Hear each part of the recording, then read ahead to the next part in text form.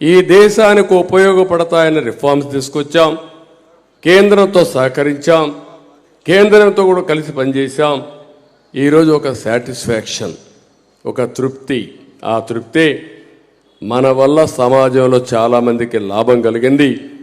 ఈ విషయమే యేసు ప్రభు కూడా చెప్పాడు, సమాజ హితం కోసం పనిచేయమని చెప్పిన విషయాన్ని మరొకసారి మీ అందరికీ గుర్తు చేస్తున్నా. అందరూ మీరు కూడా ఆలోచించాలి, పాస్టర్స్ కానీ, రెవరెంట్స్ కానీ, లేకపోతే బిషప్స్ కానీ, అందరూ కూడా ఆలోచించాల్సిన అవసరం ఉంది.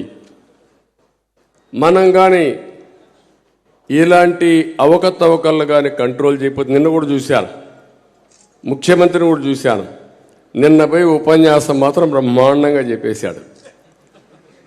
బైబిల్లో ఉండేటన్నీ చదివేశాడు. అది చదివిన తర్వాత మీరందరూ ఏమనుకుంటారు, పాపం ఆయన బైబిల్ని యాజ్ ఇట్ ఈస్ ప్రాక్టీస్ చేస్తున్నాడు. వేరే మతస్థులు కూడా బైబిల్ అంటే గౌరవిస్తారు, నేను కూడా గౌరవిస్తాను.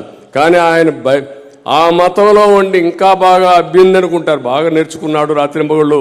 ఇప్పుడు నేను చూశాను ఇక్కడ ఉన్న వాళ్ళందరినీ, బైబిల్లో ఉండేటి ఏ ఆర్టికల్ కింద ఏమొచ్చిందో చాలా క్లియర్గా మాట్లాడుతున్నారు. మీరందరూ కూడా దానికి యాక్సెప్టెన్స్ ఇచ్చే పరిస్థితి వచ్చారంటే అది ప్రతి ఒక్కరూ బైబిల్ని ప్రాక్టీస్ చేసే ప్రతి ఒక్కరికి కంఠాపాఠంగా అవన్నీ వచ్చాయి మీకు.